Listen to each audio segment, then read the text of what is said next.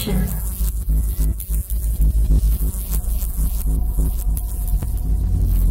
Hey everybody, it's this guy here for the Bitchin' Report. Last weekend we were out with some friends for Mrs. Bitchin' Report's birthday, and they happened to catch my last video on the man-made ice age. And they had a few questions. A few subscribers had a few questions. So I thought I would put together another video and kind of explain a few things so that way we're clear. The first question was, how can they make a chemtrail that fast? That's 3 hours right there. Well, we do have aircraft that fly extremely fast. Now, whether or not they're fitted to shit out a chemtrail, that's a whole nother video.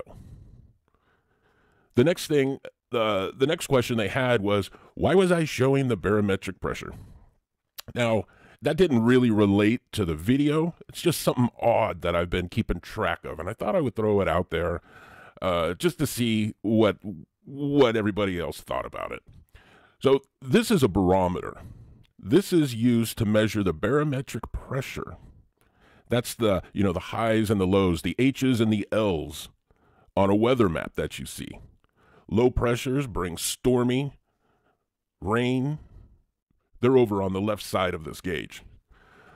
Dry, very hot, it's going to be over on the right side of that gauge. So if you take a look, you can see that the black line is the barometric pressure. And you got storm on one side, storm on the other, and it goes from day to day, and it's fairly consistent.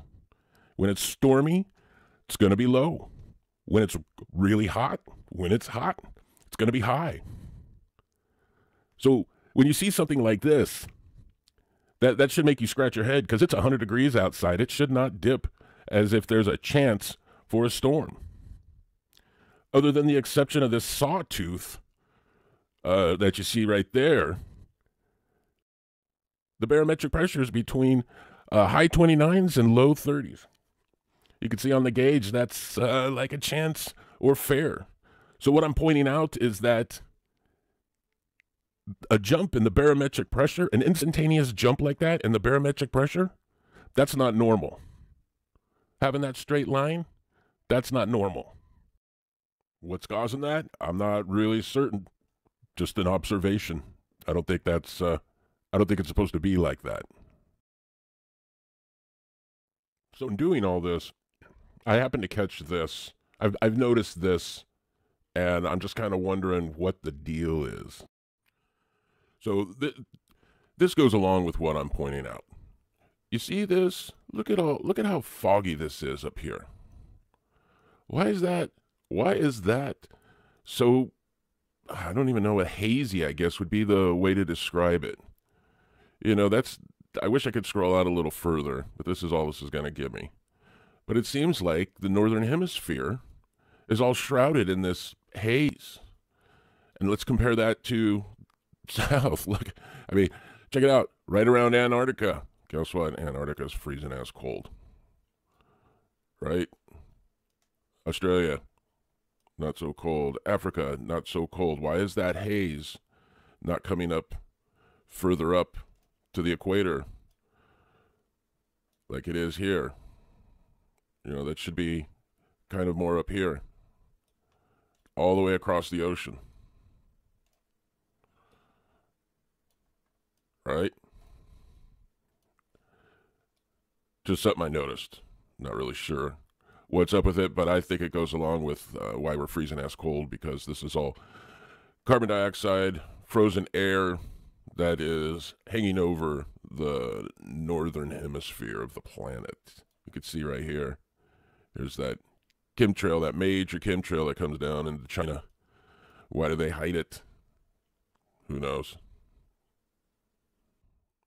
So I'm over here at the RSOE. If you're not familiar with this website, go check it out. It's got a lot of interesting stuff that'll go on the planet. But what I want to point out to you is this is December 20th, cold wave in Saudi Arabia. Saudi Arabia. Saudis will be bracing for the first cold wave from Siberia this weekend. Siberia? Let's take a look at Saudi Arabia and Siberia. We can see that Siberia is to the east of Saudi Arabia and several latitudes above.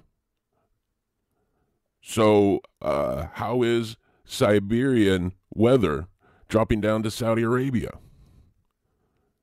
This is what I'm trying to point out to you guys. Temperatures down to 0 degrees Celsius. 0 degrees Celsius. That is going to be freezing ass cold for a bunch of people that run around in robes and sandals. You know, are there structures? Are there personal homes capable of withstanding this kind of temperature?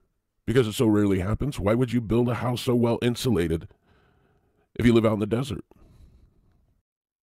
So it's just not us that are freezing our asses off. This is a global thing. I just happen to catch my own weather acting stupid like this. So the next thing I want to address is patents. Just because there's a patent doesn't mean that, number one, it works, or number two, that anybody's actually put it to use. I guarantee that this toy gun is not being used for chemtrails. Right? You see this right here. It looks kind of like a Gatling gun. You know, one of those old guns, you crank it, shoots out bullets from the Civil War. But when you're looking at patents, scroll down to the bottom and you'll catch this right here. These are other patents that are associated with it. I just happened to scroll down to the bottom and I noticed this. 1977-79. Made me scratch my head until I looked over and saw, oh, holy shit, the United States Navy weather modification? What in the hell could that be? So you jump over and you check out that patent, and here it is. It's a cartridge that they fill up with bullets of chemtrail shit and shoot it out the ass of an airplane. But it all starts from a toy gun. So I want to read something to you really quick. Shown in figure 4 is a retainer number 57, which covers the bends 53. The retainer 57 is adapted to engage the magazine and barrel support at the right side thereof with respect to figure 2 when the magazine is loaded into the dispenser.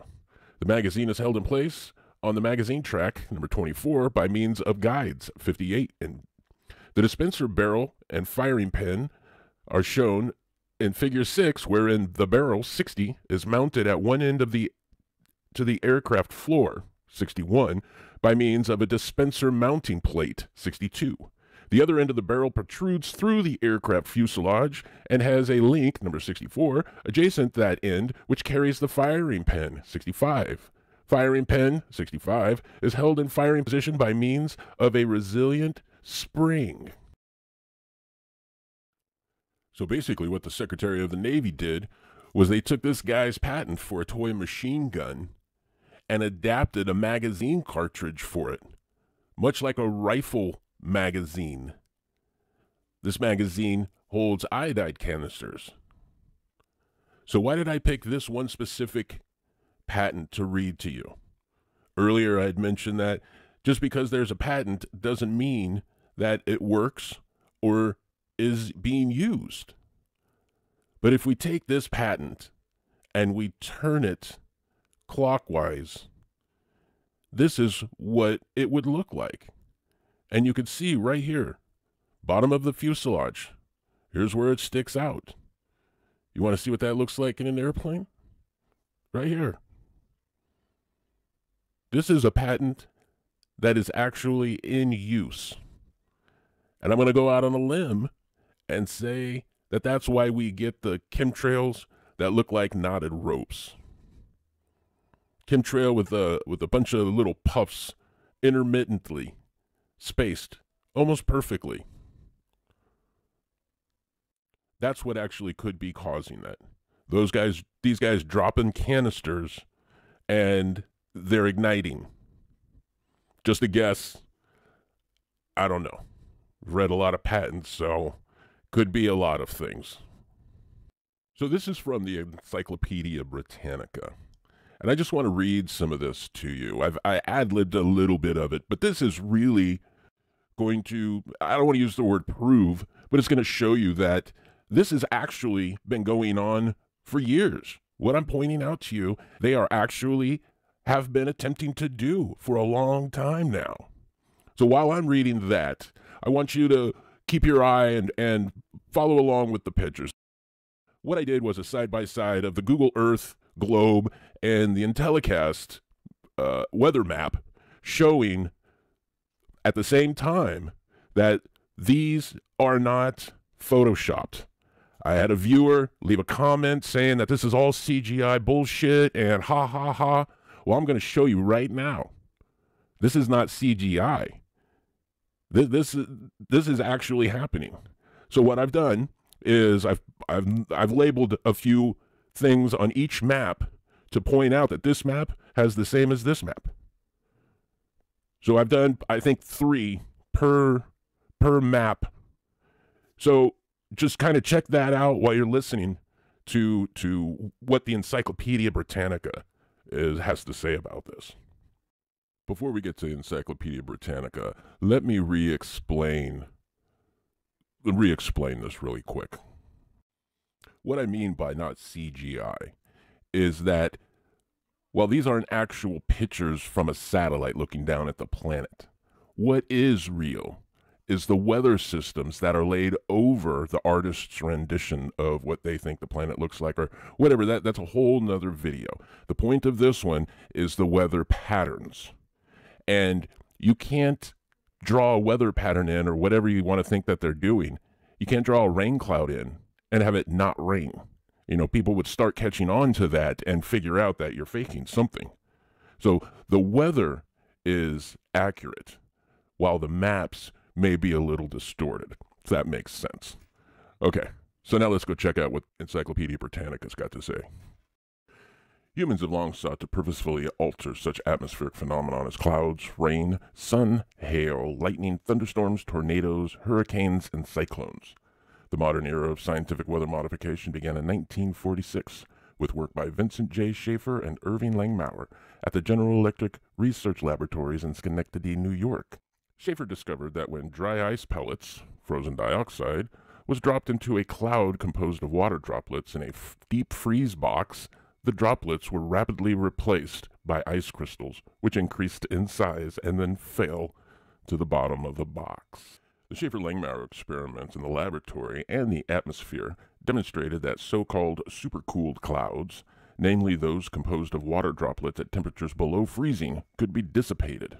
When the supercooled clouds were seeded with grains of dry ice, ice crystals formed and grew large enough to fall out of the cloud.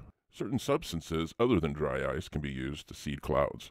For example, when silver iodide or lead iodide are burned, they create a smoke of tiny particles. These particles produce ice crystals in supercooled clouds below temperatures of about -5 degrees Celsius as the supercooled cloud droplets evaporate. The water vapor is then free to deposit onto the silver iodide or the lead iodide crystals. Although many other materials can cause ice crystals to form, the above-mentioned are most widely used. For the most part, dry ice is dispersed from airplanes, but silver iodide nuclei may be generated on the ground and carried upward by air currents, introduced from airplanes or produced by pyrotechnic devices such as rockets or exploding artillery shells. Right? That's what I'm pointing out to you. That's what I just pointed out to you. The patent shows they have created a carbon dioxide bullet. Goes on to say a wide variety of scientific tests and operational weather modification projects have been performed in many countries.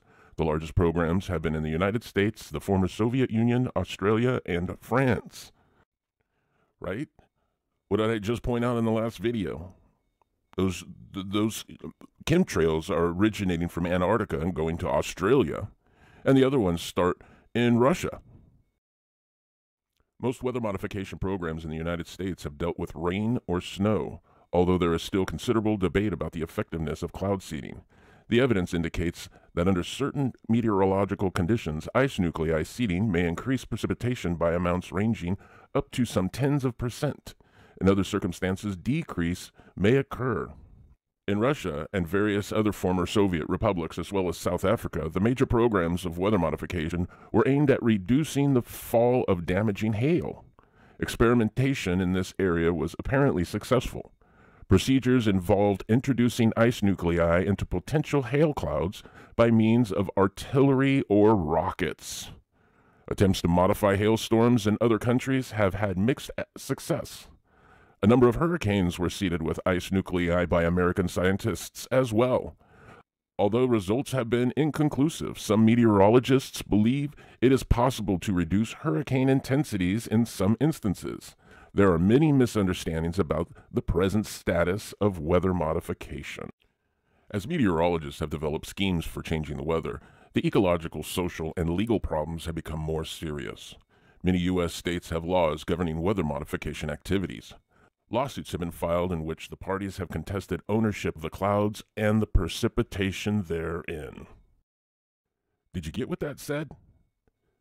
Somebody actually thinks they own the clouds and the rain in the clouds. We are in serious deep water here, guys. We have definitely got to get people aware and informed so we can do something about this. This is just crazy. So I want to read just a little bit more of this and I'll be done. Most cloud modification activities have been concerned with supercooled clouds and have involved seeding with ice nuclei. The first substance found to be effective as a cloud seeding agent was dry ice. Right? What did we talk about? Dry ice, carbon dioxide. Its temperature is so low, about negative 78 degrees, that it causes ice crystals to form spontaneously from water vapor. It is estimated that a gram of dry ice will produce at least 3 times 10 to the 10th power worth of ice crystals. Most common procedure for seeding with dry ice is to fly over a cloud and disperse crushed pellets along the flight path.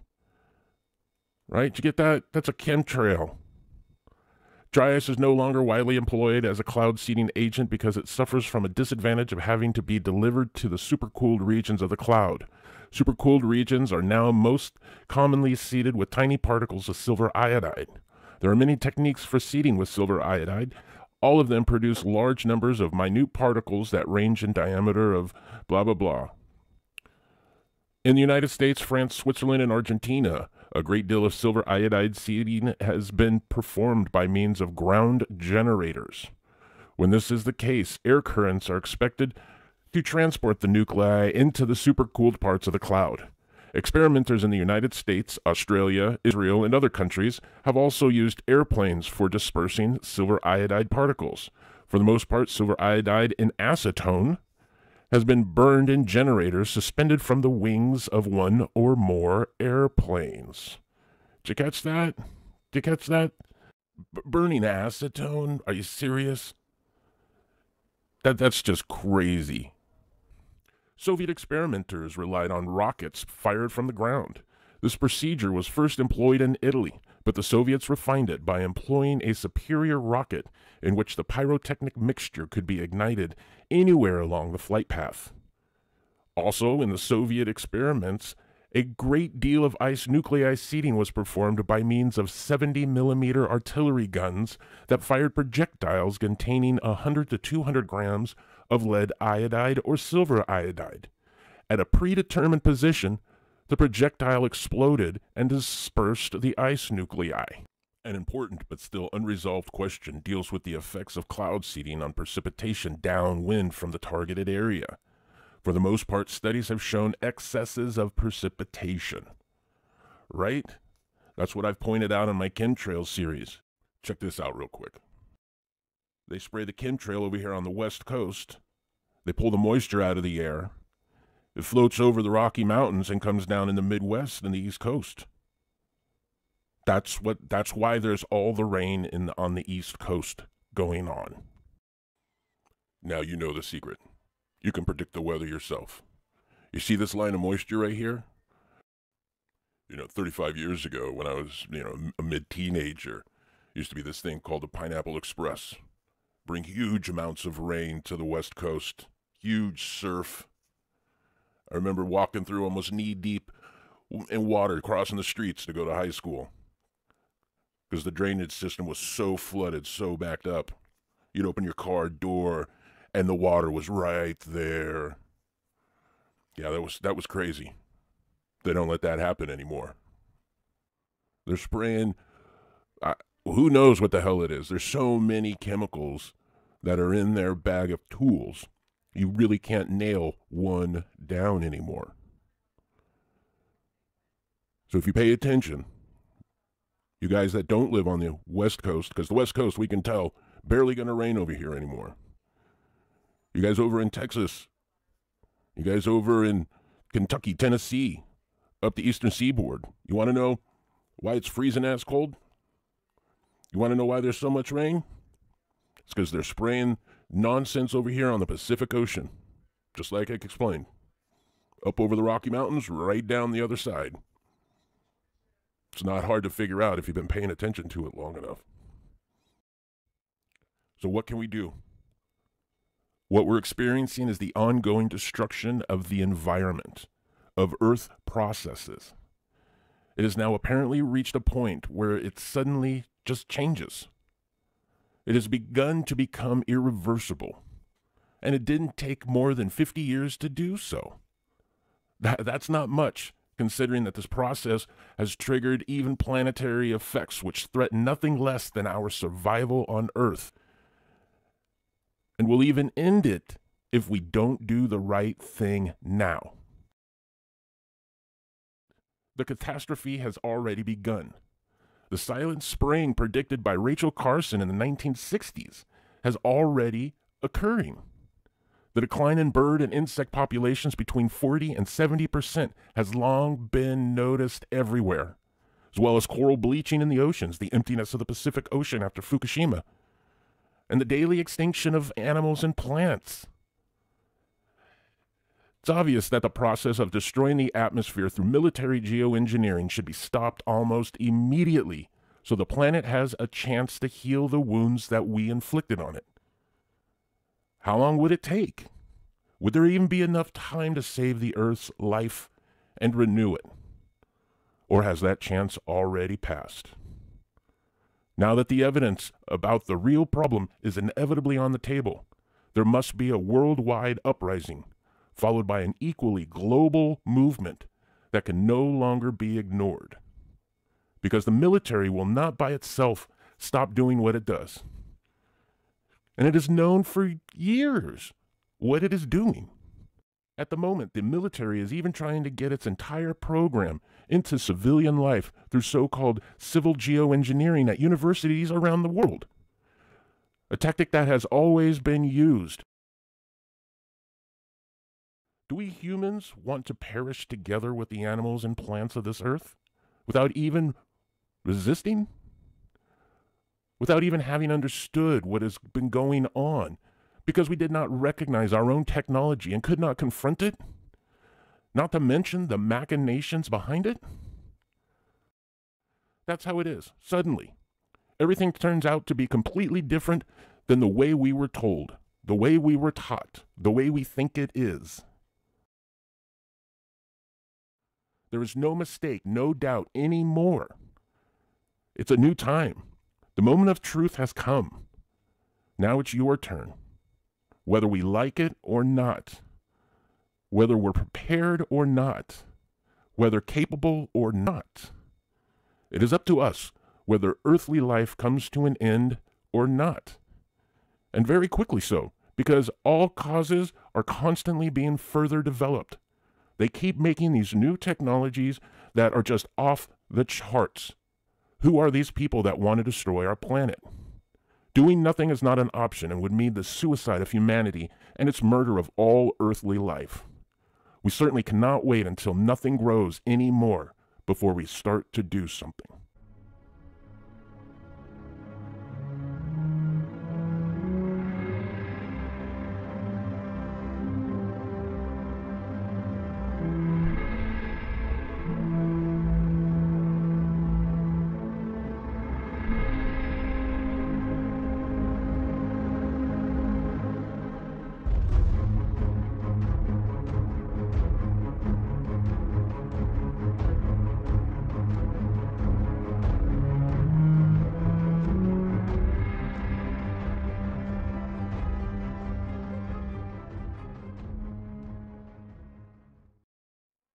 So the last thing I want to address is how long does it take for me to make one of these videos, and what the hell's wrong with my voice? Well, to do a video like this with all these pictures and moving parts, the arrows and all of that stuff, this one took me about a week. Working on it every day, 5-6 hours. It takes a lot to put these together. And what's wrong with my voice?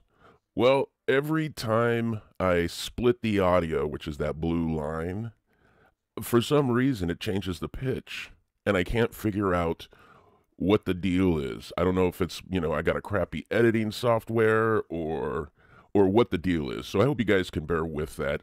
I don't know really how to fix it. So with that said, we here at the Bitchin' Report want to wish all of you a happy new year and say thank you for subscribing to the channel.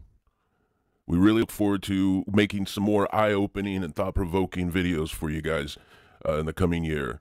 So make sure you hit that bell. You're not going to want to miss some of this stuff. For the Bitchin' Report, I'm this guy here, bringing you the information you need to be an informed human being. Stay safe, everybody.